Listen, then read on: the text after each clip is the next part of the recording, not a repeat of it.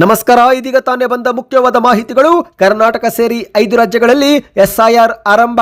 ಈ ಕೆಲಸ ಮಾಡದಿದ್ರೆ ಸರ್ಕಾರಿ ಸೌಲಭ್ಯಗಳು ಕಟ್ ಎಂದು ಮುಖ್ಯಮಂತ್ರಿ DK ಶಿವಕುಮಾರ್ ಅವರ ಹೇಳಿಕೆ. ಮತದಾರರಿಗೆ ಗುಡ್ ನ್ಯೂಸ್ ಕೊಟ್ಟ DK ಶಿವಕುಮಾರ್ ಅವರು SIR ಪ್ರಕ್ರಿಯೆ ಸುಲಭಗೊಳಿಸಲು ಸರ್ಕಾರದ ಹೊಸ ಘೋಷಣೆ. ಏನಿದು ಮಾಹಿತಿ ನೋಡೋಣ. ಇನ್ನು ರಾಜ್ಯದ ಗೃಹಲಕ್ಷ್ಮಿಯರಿಗೆ ಮತ್ತೊಂದು ಮುಖ್ಯವಾದ ಮಾಹಿತಿ. ಮುಖ್ಯಮಂತ್ರಿ DK ಶಿವಕುಮಾರ್ ಅವರ ಸಭೆ. ಗೃಹಲಕ್ಷ್ಮಿ ಯೋಜನೆ ಹಣ ಪಡೆದುಕೊಳ್ಳಬೇಕಂದ್ರೆ ಈ ಒಂದು ಅರ್ಜಿಗೆ ಈ ದಾಖಲೆಗಳು ಕಡ್ಡಾಯ. ಏನಿದು ಮಾಹಿತಿ ನೋಡೋಣ ಗೆಳೆಯರೆ. ವಿಡಿಯೋನ ನೀವು ಸ್ವಲ್ಪನೂ ಸ್ಕಿಪ್ ಮಾಡಬೇಡಿ. ಬಂಗಾರದ ಬೆಲೆ ಮತ್ತಷ್ಟು ಕುಸಿತ. ನೀವು ಕೂಡ ಚಿನ್ನ ಬೆಳ್ಳಿ ಖರೀದಿ ಮಾಡೋ ಪ್ಲಾನ್ ಹಾಕಿಕೊಂಡಿದ್ರೆ ಈ ವಿಡಿಯೋ ಪೂರ್ತಿಯಾಗಿ ನೋಡಿ ಸ್ನೇಹಿತರೆ. ಇನ್ನು SIR ಪ್ರಕ್ರಿಯೆಗೆ 3 ಬಾರಿ BLO ಅಧಿಕಾರಿಗಳು ನಿಮ್ಮ ಮನೆ ಬಾಗಿಲಿಗೆ ಬರ್ತಾರೆ. ನಿಮ್ಮ ಮನೆಗೆ ಈ ಸ್ಟಿಕರ್ ಹಾಕುತ್ತಾರೆ. ನೀವೇನು ಮಾಡಬೇಕು, ಯಾವೆಲ್ಲ ದಾಖಲೆಗಳು ಬೇಕಾಗುತ್ತೆ, ಮನೆಯಲ್ಲೇ ಕುಳಿತು ಕೂಡ ಅರ್ಜಿ ಸಲ್ಲಿಕೆ ಮಾಡಬಹುದಾ, ಪಿನ್ ಟು ಪಿನ್ ಮಾಹಿತಿ ಎಲ್ಲವನ್ನು ಕೂಡ ಡೀಟೇಲ್ ಆಗಿ ನೋಡೋಣ. ಅದಕ್ಕೂ ಮೊದಲು ನೀವು ಸುದ್ದಿ 9 ಯೂಟ್ಯೂಬ್ ಚಾನಲ್ಗೆ ಮೊದಲು ಬಾರಿ ಭೇಟಿ ಕೊಡ್ತಾ ಇದ್ರೆ ದಯವಿಟ್ಟು ಸಬ್ಸ್ಕ್ರೈಬ್ ಆಗಿ ಪಕ್ಕದಲ್ಲಿ ಕಾಣಿಸುವ ಗಂಟೆ ಕೂಡ ಒತ್ತಿದ್ರೆ ಕರ್ನಾಟಕದ ಮುಖ್ಯವಾದ ಮಾಹಿತಿಗಳು ನಿಮಗೆ ಸಿಗುತ್ತವೆ. ವಿಡಿಯೋಗೆ ಲೈಕ್ ಮಾಡಿ ಮತ್ತು ವಿಡಿಯೋ ಕೊನೆಯವರೆಗೂ ನೋಡಿ ಸ್ನೇಹಿತರೆ. ಬನ್ನಿ ಎಲ್ಲ ಮಾಹಿತಿಗಳನ್ನ ಡೀಟೇಲ್ ಆಗಿ ನೋಡೋಣ. ಇಂದಿನಿಂದ ಕರ್ನಾಟಕ ಸೇರಿದಂತೆ 5 ರಾಜ್ಯಗಳಲ್ಲಿ SIR ಆರಂಭವಾಗಲಿದೆ. ಹೌದು ಗೆಳೆಯರೆ, ಕರ್ನಾಟಕ ಸೇರಿ ಭಾರತದ 5 ರಾಜ್ಯಗಳಲ್ಲಿ ಮತದಾರರ ಪಟ್ಟಿಯ ವಿಶೇಷ ಸಮಗ್ರ ಪರಿಷ್ಕರಣೆ ಅಂದ್ರೆ SIR ಪ್ರಕ್ರಿಯೆಗೆ ಅಧಿಕೃತವಾಗಿ ಚಾಲನೆ ಸಿಕ್ಕಿದೆ. ಕರ್ನಾಟಕ, ಮಹಾರಾಷ್ಟ್ರ, ಜಾರ್ಖಂಡ್, ದೆಹಲಿ ಮತ್ತು ಮೇಘಾಲಯ ಈ ರಾಜ್ಯಗಳಲ್ಲಿ ಏಕಕಾಲಕ್ಕೆ BLO ಅಧಿಕಾರಿಗಳು ಮನೆ ಮನೆಗೆ ಭೇಟಿ ಕೊಟ್ಟು ಸಮೀಕ್ಷೆ ಕಾರ್ಯವನ್ನ ಮಾಡಲಿದ್ದಾರೆ. ಸದ್ಯ ಪರಿಷ್ಕರಣೆಗೆ ಒಳಪಡುತ್ತಿರುವ ಈ 5 ರಾಜ್ಯಗಳಲ್ಲಿ ಸುಮಾರು 19,78,00,000 ಮತದಾರರಿದ್ದು ಈ ಬಗ್ಗೆ ಮಾಹಿತಿಯನ್ನು ಕೇಂದ್ರ ಸರ್ಕಾರ BLO ಅಧಿಕಾರಿಗಳ ಸಹಾಯದಿಂದ ಪಡೆದುಕೊಳ್ಳಲಿದೆ. ಹೌದು, ಇವತ್ತು ಗೃಹಲಕ್ಷ್ಮಿ ಯೋಜನೆ ಹಣ ಯಾವ ರೀತಿ ಮೃತಪಟ್ಟವರ ಬ್ಯಾಂಕ್ ಖಾತೆಗೆ ಜಮೆ ಆಗುತ್ತಿದೆಯೋ ಅದೇ ರೀತಿ ಚುನಾವಣಾ ಸಮಯದಲ್ಲಿ ಮೃತಪಟ್ಟವರ ಹೆಸರಲ್ಲೂ ಕೂಡ ಮತಗಳು ಬರುತ್ತಿದ್ದು, ಹಾಗಾಗಿನೇ ಕೇಂದ್ರ ಸರ್ಕಾರ ದೋಷ ಮುಕ್ತ ಅಂತಿಮ ಮತದಾರರ ಪಟ್ಟಿಯನ್ನ ಪ್ರಕಟಿಸಲು ಈ ಒಂದು ಸಿದ್ಧತೆ ಶುರು ಮಾಡಿದೆ. ಜೂನ್ 30ರಿಂದ ಆರಂಭವಾಗುವ ಮನೆ ಮನೆ ಪರಿಶೀಲನೆ ಕಾರ್ಯ ಜುಲೈ 29ರಂದು ಮುಕ್ತಾಯಗೊಳ್ಳಲಿದೆ. ಸಮೀಕ್ಷೆ ಬಳಿಕ ಸಿದ್ಧವಾಗುವಂತಹ ಮತದಾರರ ಪಟ್ಟಿಯನ್ನು ಕೇಂದ್ರ ಸರ್ಕಾರ ಬಿಡುಗಡೆ ಮಾಡಲಿದೆ ಸ್ನೇಹಿತರೆ. ಅಕ್ಟೋಬರ್ 10ರ ವೇಳೆಗೆ ದೋಷ ಮುಕ್ತ ಅಂತಿಮ ಮತದಾರರ ಪಟ್ಟಿಯನ್ನು ಪ್ರಕಟಿಸಲಾಗುತ್ತೆ. ಈಗ ಕರ್ನಾಟಕದಲ್ಲಿ ಬೆಂಗಳೂರಲ್ಲಿ ಮೊದಲ ಹಂತದಲ್ಲಿ SIR ಪ್ರಕ್ರಿಯೆ ಆರಂಭವಾಗಿದೆ. ಇನ್ನು ಈ ಬಗ್ಗೆ ಮುಖ್ಯಮಂತ್ರಿ DK ಶಿವಕುಮಾರ್ ಅವರು ಕೂಡ ಎಚ್ಚರಿಕೆ ಕೊಟ್ಟಿದ್ದಾರೆ. ಹೌದು, ಕರ್ನಾಟಕದಲ್ಲಿ ಕಾಂಗ್ರೆಸ್ ನೇತೃತ್ವದ ಸರ್ಕಾರವು ಪಂಚ ಗ್ಯಾರಂಟಿ ಯೋಜನೆಗಳನ್ನು ಜಾರಿಗೆ ಮಾಡಿದ್ದು ಸದ್ಯ ಇವುಗಳು ಭಾರಿ ಪ್ರಚಲಿತ ಪಡೆದುಕೊಂಡಿವೆ. ಆದರೆ ಇನ್ನು ಮುಂದೆ ಈ ಕೆಲಸ ಮಾಡದಿದ್ರೆ ಇವುಗಳ ಜೊತೆಗೆ ಕೇಂದ್ರ ಸರ್ಕಾರದ ಎಲ್ಲಾ ಯೋಜನೆಗಳು ಕೂಡ ಬಂದ್ ಆಗುತ್ತೆ ಎಂದು CM DK ಶಿವಕುಮಾರ್ ಅವರು ಎಚ್ಚರಿಕೆ ಕೊಟ್ಟಿದ್ದಾರೆ. ವಿಧಾನಸೌಧದಲ್ಲಿ ಸುದ್ದಿಗೋಷ್ಠಿ ನಡೆಸಿ ಮಾತನಾಡಿದಂತ ಮುಖ್ಯಮಂತ್ರಿ DK ಶಿವಕುಮಾರ್ ಅವರು ಮತದಾನದ ಹಕ್ಕು ಕಳೆದುಕೊಳ್ಳುವವರು ಮುಂದೆ ಸರ್ಕಾರದ ಸೌಲಭ್ಯ ಪಡೆದುಕೊಳ್ಳಲು ಸಾಧ್ಯವಾಗುವುದಿಲ್ಲ. ಈಗಾಗಲೇ ಪಶ್ಚಿಮ ಬಂಗಾಳದಲ್ಲಿ ಪಡಿತರ ಹಂಚಿಕೆಯಲ್ಲಿ ಮತದಾರರಿಗೆ ಮಾತ್ರ ಪಡಿತರ ನೀಡಲಾಗುತ್ತಿದೆ. ಇದೇ ರೀತಿ ಬೇರೆ ಬೇರೆ ರಾಜ್ಯಗಳಲ್ಲೂ ಕೂಡ ಆದೇಶ ಹೊರಡಿಸಲಾಗಿದೆ. ನೀವು ಮುಂದಿನ ದಿನಗಳಲ್ಲಿ ಮತದಾನದ ಹಕ್ಕು ಉಳಿಸಿಕೊಳ್ಳದಿದ್ರೆ ಗ್ಯಾರಂಟಿ ಯೋಜನೆಗಳು ಸೇರಿದಂತೆ ಪಿಂಚಣಿ ಹಾಗೂ ರಾಜ್ಯ ಸರ್ಕಾರದ ಎಲ್ಲ ಯೋಜನೆಗಳು ಪಡೆಯಲು ತೊಂದರೆಯಾಗುತ್ತೆ, ಎಚ್ಚರ ಎಂದು DK ಶಿವಕುಮಾರ್ ಅವರು ಹೇಳಿಕೆಯನ್ನು ಕೊಟ್ಟಿದ್ದಾರೆ. ಮತದಾನದ ಹಕ್ಕು ನಿಮ್ಮ ಬದುಕಿನ ಹಕ್ಕು, ಆದ್ದರಿಂದ ಅದನ್ನು ಉಳಿಸಿಕೊಳ್ಳುವುದು ನಿಮ್ಮ ಗುರಿ.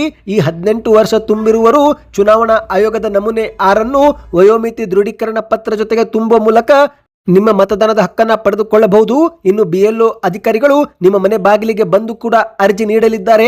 30 ದಿನದ ಅವಧಿಯಲ್ಲಿ ಕಡ್ಡಾಯವಾಗಿ ಫಾರ್ಮ್ ತುಂಬಿ ಅಗತ್ಯ ದಾಖಲೆಗಳು ಹಾಗೂ ಹೊಸ ಫೋಟೋಗಳೊಂದಿಗೆ ಅರ್ಜಿ ಸಲ್ಲಿಕೆ ಮಾಡಲೇಬೇಕು. ಇದು ಪ್ರತಿ ಮತದಾರರ ಕರ್ತವ್ಯವಾಗಿದೆ ಎಂದು DK ಶಿವಕುಮಾರ್ ಅವರು ಹೇಳಿದ್ದಾರೆ. ಈ ಬಗ್ಗೆ ಇನ್ನಷ್ಟು ಮಾಹಿತಿ ನೋಡೋಣ ಸ್ನೇಹಿತರೆ. ಇದೀಗ ಗೃಹಲಕ್ಷ್ಮಿ ಯೋಜನೆ ಫಲಾನುಭವಿಗಳಿಗೆ ಒಂದು ಮುಖ್ಯವಾದ ಸೂಚನೆ ಬಂದಿದೆ. ಹೌದು, ನಿಮ್ಮ ಬ್ಯಾಂಕ್ ಖಾತೆಗೆ ಗೃಹಲಕ್ಷ್ಮಿ ಯೋಜನೆ ಹಣ ಜಮೆ ಆಗ್ತಾ ಇದೆಯಾ? ದಯವಿಟ್ಟು ಕಮೆಂಟ್ ಮಾಡಿ. ಗೃಹಲಕ್ಷ್ಮಿ ಯೋಜನೆಯ ಪರಿಷ್ಕರಣೆ ಪ್ರಕ್ರಿಯೆ ನಡೆದಿದ್ದು ಪ್ರತಿಯೊಬ್ಬ ಫಲಾನುಭವಿಗಳು ಹೊಸದಾಗಿ ಅರ್ಜಿ ಸಲ್ಲಿಕೆ ಮಾಡುವುದು ಕಡ್ಡಾಯವಾಗಿದೆ. ಈ ಬಗ್ಗೆ ಮುಖ್ಯಮಂತ್ರಿ DK ಶಿವಕುಮಾರ್ ಅವರು ಒಂದು ಬಿಗ್ ಅಪ್ಡೇಟ್ ಕೊಟ್ಟಿದ್ದಾರೆ. ಹೌದು, ಸುದ್ದಿಗಾರರ ಮುಂದೆ ಬೆಂಗಳೂರಲ್ಲಿ ಮಾತನಾಡಿದಂತ ಮುಖ್ಯಮಂತ್ರಿ ಅವರು ಇನ್ನೆರಡು ದಿನಗಳಲ್ಲಿ ಗೃಹಲಕ್ಷ್ಮಿಯರಿಗೆ ಹೊಸ ಅರ್ಜಿ ಸಲ್ಲಿಕೆ ಅವಕಾಶ ಕೊಡುತ್ತೇವೆ ಎಂದು ಹೇಳಿಕೆ ಕೊಟ್ಟಿದ್ದಾರೆ.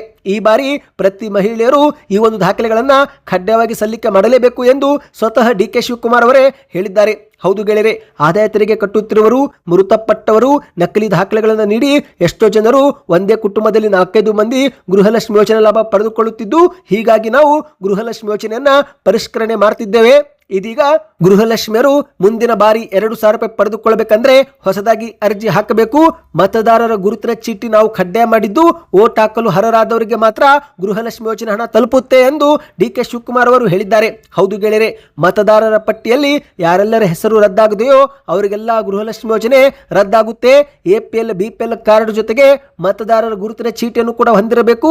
ಅಂತವರು ಮಾತ್ರ ಗೃಹಲಕ್ಷ್ಮಿ ಯೋಜನೆ ಫಲಾನುಭವಿಗಳಾಗಿರುತ್ತಾರೆ ಎಂದು ಮುಖ್ಯಮಂತ್ರಿ ಡಿಕೆ ಶಿವಕುಮಾರ್ ಅವರು ಹೇಳಿಕೆ ಕೊಟ್ಟಿದ್ದಾರೆ. ಗೃಹಲಕ್ಷ್ಮಿ ಯೋಜನೆಯಡಿಯಲ್ಲಿ ಅರ್ಹರಲ್ಲದವರು ಹಣ ಪಡೆಯುತ್ತಿದ್ದಾರೆ ಎಂಬ ಕಾರಣಕ್ಕೆ ನಾವು ಮರು ಅರ್ಜಿ ಆಹ್ವಾನಿಸಿ ಯೋಜನೆಯನ್ನ ನವೀಕರಿಸಲು ಮುಂದಾಗಿದ್ದೇವೆ.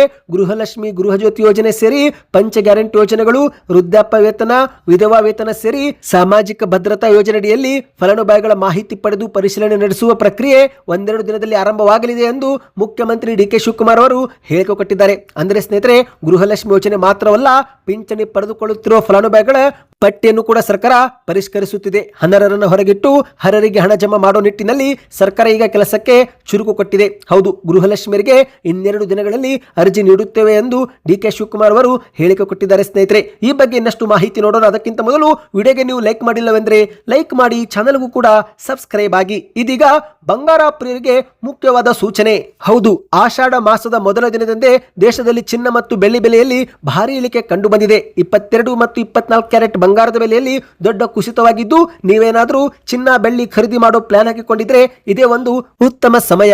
ಹೌದು ಗೆಳೆಯರೆ, ಇಂದಿನಿಂದಲೇ ಆಷಾಢ ಮಾಸ ಆರಂಭವಾಗಿದ್ದು ಮೊದಲ ದಿನವೇ ಚಿನ್ನದ ಬೆಲೆ ಕಡಿಮೆ ಆಗಿದೆ. ಈಗ 1 ಗ್ರಾಂ 24 ಕ್ಯಾರೆಟ್ ಬಂಗಾರದ ಬೆಲೆಯಲ್ಲಿ 180 ರೂಪಾಯಿ ಇಳಿಕೆ ಆಗುವ ಮೂಲಕ 14,000 ರೂಪಾಯಿಗೆ ಬಂದು ನಿಂತಿದೆ. ಅಂದ್ರೆ 10 ಗ್ರಾಂ 24 ಕ್ಯಾರೆಟ್ ಗಟ್ಟಿ ಬಂಗಾರ 1,40,000 ರೂಪಾಯಿ. ಅದೇ ರೀತಿ ಆಭರಣ ಬಂಗಾರ ಪ್ರತಿ ಗ್ರಾಮು 12,845 ರೂಪಾಯಿ ಸ್ನೇಹಿತರೆ. ಅಂದ್ರೆ 10 ಗ್ರಾಮ್ಗೆ 1,28,450 ರೂಪಾಯಿ ಆಗಿದೆ. ಬೆಳ್ಳಿ ಬೆಲೆಯಲ್ಲೂ ಕೂಡ ಕೊಂಚ ಕುಸಿತವಾಗಿದ್ದು 1 ಗ್ರಾಂ ಬೆಳ್ಳಿ 235 ರೂಪಾಯಿ ಆಗಿದೆ. ನಿನ್ನೆಗೆ ಹೋಲಿಕೆ ಮಾಡಿದ್ರೆ ಮತ್ತೆ 5 ರೂಪಾಯಿ ಪ್ರತಿ ಗ್ರಾಮ್ನಲ್ಲಿ ಬೆಳ್ಳಿ ಇಳಿಕೆ ಆಗಿದೆ. ಜೂನ್ 30ರ ಮಾರುಕಟ್ಟೆ ಪ್ರಕಾರ 100 ಗ್ರಾಂ ಬೆಳ್ಳಿ 23,500 ರೂಪಾಯಿ, 1 ಕೆಜಿ ಬೆಳ್ಳಿ 2,35,000 ರೂಪಾಯಿಗೆ ಬಂದು ನಿಂತಿದೆ. ನೀವು ಕೂಡ ಚಿನ್ನ ಬೆಳ್ಳಿ ಖರೀದಿ ಮಾಡೋ ಪ್ಲಾನ್ ಹಾಕಿಕೊಂಡಿದ್ರೆ ಇದೊಂದು ಉತ್ತಮ ಸಮಯ. ಯಾಕಂದ್ರೆ ಕಳೆದ 10 ದಿನಗಳಲ್ಲಿ ಸುಮಾರು 10 ಗ್ರಾಂ ಬಂಗಾರದಲ್ಲಿ 10,000 ರೂಪಾಯಿ ಇಳಿಕೆ ಆಗಿದೆ. 1,49,000 ರೂಪಾಯಿ ಇದ್ದಂತ 24 ಕ್ಯಾರೆಟ್ 10 ಗ್ರಾಂ ಬಂಗಾರ ಈಗ ಕುಸಿಯುತ್ತಾ 1,40,000ಕ್ಕೆ ಬಂದು ನಿಂತಿದೆ. ನಿಮ್ಮ ಪ್ರಕಾರ ಚಿನ್ನ ಬೆಳ್ಳಿ ಇನ್ನಷ್ಟು ಕುಸಿಯಬೇಕೋ ಅಥವಾ ಏರಿಕೆ ಆಗಬೇಕೋ? ನಿಮ್ಮ ಅನಿಸಿಕೆಯನ್ನು ಕಮೆಂಟ್ ಮಾಡಿ. ತಜ್ಞರ ಪ್ರಕಾರ ಸ್ನೇಹಿತರೆ, ಈ ಒಂದು ಚಿನ್ನ ಮತ್ತಷ್ಟು ಕುಸಿಯಲಿದೆ ಎಂದು ಹೇಳಲಾಗ್ತಾ ಇದೆ. ಅಂತಾರಾಷ್ಟ್ರೀಯ ಮಾರುಕಟ್ಟೆಯಲ್ಲಿ ಚಿನ್ನವನ್ನ ಸೆಲ್ ಮಾಡಲಾಗುತ್ತಿದ್ದು ಪ್ರಾಫಿಟ್ ಬುಕ್ಕಿಂಗ್ ನಡೀತಾ ಇದೆ. ಹಾಗಾಗಿ ಚಿನ್ನದ ಬೆಲೆ ಇನ್ನಷ್ಟು ಕುಸಿಯುತ್ತೆ ಎಂದು ತಜ್ಞರು ಅಂದಾಜು ಮಾಡಿದ್ದಾರೆ. ಆದರೆ ಸ್ನೇಹಿತರೆ, ಅಂತಿಮವಾಗಿ ಚಿನ್ನದ ಬೆಲೆ ಏರಿಕೆನೇ ಆಗ್ತಾ ಇದ್ದು, ಹಾಗಾಗಿ ಚಿನ್ನ ಖರೀದಿ ಮಾಡೋ ಪ್ಲಾನ್ ಹಾಕಿಕೊಂಡಿದ್ರೆ ಸ್ವಲ್ಪ ಚಿನ್ನ ಖರೀದಿ ಮಾಡುವುದು ಉತ್ತಮ. ಬನ್ನಿ ಗೆಳೆಯರೆ, ಮತ್ತೊಂದು ಮಾಹಿತಿಗೆ ಹೋಗೋಣ. ಇದೀಗ ಭಾರತೀಯ ಚುನಾವಣಾ ಆಯೋಗದ ನಿರ್ದೇಶನದಂತೆ ಬೆಂಗಳೂರಲ್ಲಿ ಇಂದಿನಿಂದ ಮತದಾರರ ಪಟ್ಟಿಯ ವಿಶೇಷ ಸಮಗ್ರ ಪರಿಷ್ಕರಣೆ ಕಾರ್ಯ ಶುರುವಾಗಿದೆ. ಹೌದು, ಕರ್ನಾಟಕದಲ್ಲಿ ಜೂನ್ 30ರಿಂದ ಜುಲೈ 29ರವರೆಗೆ ಮತದಾರರ ಪಟ್ಟಿಯನ್ನು ಪರಿಷ್ಕರಿಸಲಾಗುತ್ತಿದ್ದು, ನಿಮ್ಮ ಮನೆ ಬಾಗಿಲಿಗೂ ಕೂಡ 3 ಬಾರಿ BLO ಅಧಿಕಾರಿಗಳು ಬರಲಿದ್ದಾರೆ. ಹೌದು ಗೆಳೆಯರೆ, ಈ ಸಮಯದಲ್ಲಿ ನೀವು ನಿಮ್ಮ ಒಂದು ಕೆಲ ಮಾಹಿತಿಗಳನ್ನು ಕೊಡಬೇಕಾಗುತ್ತೆ. ವೋಟರ್ ID ಇಲ್ಲದಿದ್ರೆ ಗೃಹಲಕ್ಷ್ಮಿ ಯೋಜನೆ ಸೇರಿದಂತೆ ಗ್ಯಾರಂಟಿ ಯೋಜನೆಗಳು ಕೂಡ ಕೈ ತಪ್ಪಲಿವೆ ಎಂದು ಈಗಾಗಲೇ ಮುಖ್ಯಮಂತ್ರಿ ಡಿಕೆ ಶಿವಕುಮಾರ್ ಅವರು ಎಚ್ಚರಿಕೆ ಕೊಟ್ಟಿದ್ದು, ಹಾಗಾಗಿ ಪ್ರತಿಯೊಬ್ಬರು ಕರ್ನಾಟಕದವರು ಈ ಒಂದು SIR ಪ್ರಕ್ರಿಯೆಯಲ್ಲಿ ಪಾಲ್ಗೊಂಡು ನಿಮ್ಮ ಮತದಾನದ ಹಕ್ಕನ್ನು ಉಳಿಸಿಕೊಳ್ಳಬೇಕಾಗಿದೆ. ಅಂದಹಾಗೆ ಸ್ನೇಹಿತರೆ, ಇದೀಗ ಮಾಹಿತಿಯ ಪ್ರಕಾರ ಜೂನ್ 30ರಿಂದ ಜುಲೈ 29ರವರೆಗೆ ಬೂತ್ ಮಟ್ಟದ ಅಧಿಕಾರಿಗಳಿಂದ ಮನೆ ಮನೆಗೆ ಭೇಟಿ ನಡೆಯಲಿದ್ದು, ನಂತರ ಆಗಸ್ಟ್ 5ರಂದು ಒಂದು ಮತದಾರರ ಪಟ್ಟಿ ಪ್ರಕಟಣೆ ಮಾಡಲಾಗುತ್ತೆ. ಆ ಒಂದು ಪಟ್ಟಿಯಲ್ಲಿ ನಿಮ್ಮ ಹೆಸರು ತಿದ್ದುಪಡಿ ಅಥವಾ ನಿಮ್ಮ ಹೆಸರು ಇಲ್ಲವೆಂದರೆ ಆಗ ನಿಮಗೆ ಹಕ್ಕು ಮತ್ತು ಆಕ್ಷೇಪಣೆ ಸಲ್ಲಿಸಲು ಸೆಪ್ಟೆಂಬರ್ 4ರವರೆಗೆ ಕಾಲಾವಕಾಶ ಕೊಡಲಾಗುತ್ತೆ. ನಂತರ ಕೊನೆಯದಾಗಿ ಅಕ್ಟೋಬರ್ 10ರ ವೇಳೆಗೆ ಅಂತಿಮ ಮತದಾರರ ಪಟ್ಟಿಯನ್ನು ಪ್ರಕಟಣೆ ಮಾಡಲಾಗುತ್ತೆ. ಅಂದಹಾಗೆ ಸ್ನೇಹಿತರೆ, ಒಂದೊಮ್ಮೆ BLO ಅಧಿಕಾರಿಗಳು ನಿಮ್ಮ ಮನೆ ಬಾಗಿಲಿಗೆ ಬಂದಾಗ ನೀವು ಇಲ್ಲವೆಂದ್ರೆ ಆಗ ನಿಮಗೆ ಮತ್ತೊಂದು ಅವಕಾಶವೂ ಕೂಡ ಇದೆ. ಹೌದು ಗೆಳೆಯರೆ, ಅಧಿಕಾರಿಗಳು ಒಟ್ಟಾರೆಯಾಗಿ 3 ಬಾರಿ ಮನೆಗೆ ಭೇಟಿ ಕೊಡಲಿದ್ದಾರೆ. ಆ ಸಮಯದಲ್ಲಿ ನೀವು ಮನೆಯಲ್ಲಿ ಯಾವುದೋ ಕಾರಣಕ್ಕೆ ಇಲ್ಲವೆಂದ್ರೆ ಆಗ ನೀವೇ ಖುದ್ದಾಗಿ ಒಂದು ಅಧಿಕಾರಿಗಳನ್ನ ಭೇಟಿ ಆಗಬಹುದು ಅಥವಾ ಆನ್ಲೈನ್ ಮೂಲಕ ವೆಬ್ಸೈಟ್ಗೆ ಭೇಟಿ ಕೊಟ್ಟು ಫಾರ್ಮ್ ಅನ್ನ ಭರ್ತಿ ಮಾಡಬಹುದು. ಸ್ನೇಹಿತರೆ, ಈ ಒಂದು ಅವಕಾಶವು ಕೂಡ ಕಲ್ಪಿಸಿಕೊಡಲಾಗಿದೆ. ಅಂದಹಾಗೆ ಹೊಸ ಮತದಾರರ ನೋಂದಣಿಗೆ ನಮೂನೆ 6 ತುಂಬಬೇಕು. ಹೆಸರು ತೆಗೆದುಹಾಕಲು ನಮೂನೆ 7, ನಿವಾಸ ಸ್ಥಳ ಬದಲಾವಣೆಗೆ ನಮೂನೆ 8, ಹೀಗೆ ನೀವು ಫಾರ್ಮ್ ಅನ್ನ ಪಡೆದುಕೊಂಡು ಭರ್ತಿ ಮಾಡಬೇಕಾಗುತ್ತೆ ಸ್ನೇಹಿತರೆ. ಈ ಬಗ್ಗೆ ಇನ್ನಷ್ಟು ಮಾಹಿತಿ ನಾವು ಶೀಘ್ರವೇ ತಂದುಕೊಡುತ್ತೇವೆ. ಇನ್ನು ಈ ಒಂದು SIR ಪ್ರಕ್ರಿಯೆ ವೇಳೆ ಯಾವೆಲ್ಲ ದಾಖಲೆಗಳು ಬೇಕಾಗುತ್ತಂದ್ರೆ ಮತದಾರರ ಪಟ್ಟಿಗೆ ಸಂಬಂಧಿಸಿದಂತೆ ಯಾವುದಾದ್ರೂ ಒಂದು ದಾಖಲೆ ನೀವು ಸಲ್ಲಿಕೆ ಮಾಡಬಹುದು. ಕೇಂದ್ರ ಅಥವಾ ರಾಜ್ಯ ಸರ್ಕಾರದಿಂದ ಯಾವುದಾದ್ರೂ ಒಂದು ಪಿಂಚಣಿ ಪಡೆದುಕೊಳ್ಳುತ್ತಿದ್ರೆ ಆ ಒಂದು ಪಿಂಚಣಿ ಆದೇಶ ಕೊಟ್ಟರು ನಡೆಯುತ್ತೆ. ಜನನ ಪ್ರಮಾಣ ಪತ್ರ ಅಥವಾ ಪಾಸ್ಪೋರ್ಟು, SSLC ಅಂಕಪಟ್ಟಿ ಅಥವಾ ಅರಣ್ಯ ಹಕ್ಕುಗಳ ಪ್ರಮಾಣ ಪತ್ರ ಇದೆ, ಅದು ಕೂಡ ಸಲ್ಲಿಕೆ ಮಾಡಬಹುದು. OBC SC ST ಅಥವಾ ಇದ್ರೆ ಜಾತಿ ಪ್ರಮಾಣ ಪತ್ರವು ಕೂಡ ಸಲ್ಲಿಕೆ ಮಾಡಬಹುದು. ಅಥವಾ ನೀವು ಆಧಾರ್ ಕಾರ್ಡ್ ಕೂಡ ಸಲ್ಲಿಕೆ ಮಾಡಬಹುದು. ಇದರಲ್ಲಿ ಯಾವುದಾದ್ರೂ ಒಂದು ದಾಖಲೆಯನ್ನು ನೀವು ಸಲ್ಲಿಕೆ ಮಾಡಿ ನಿಮ್ಮ ಒಂದು ಮತದಾನದ ಹಕ್ಕನ್ನು ನೀವು ಉಳಿಸಿಕೊಳ್ಳಬಹುದು ಸ್ನೇಹಿತರೆ. ಜುಲೈ 29ರವರೆಗೆ ಕಾಲಾವಕಾಶ ಇದ್ದು ಅಷ್ಟರೊಳಗೆ ನೀವು ಫಾರ್ಮ್ಗಳನ್ನು ತುಂಬಬೇಕು ಎಂದು ಹೇಳಲಾಗಿದೆ. ಈ ಬಗ್ಗೆ ಇನ್ನಷ್ಟು ಮಾಹಿತಿ ನಾವು ತಂದು ಕೊಡುತ್ತೇವೆ ಸ್ನೇಹಿತರೆ. ಅಲ್ಲಿಯವರೆಗೆ ಚಾನಲ್ಗೆ ಸಬ್ಸ್ಕ್ರೈಬ್ ಮಾಡಿಕೊಳ್ಳಿ, ವಿಡಿಯೋಗೆ ಲೈಕ್ ಮಾಡ್ತಾ ದಯವಿಟ್ಟು ವಿಡಿಯೋ ಆದಷ್ಟು ನಿಮ್ಮೆಲ್ಲ ಗೆಳೆಯರಿಗೂ ಶೇರ್ ಮಾಡಿ.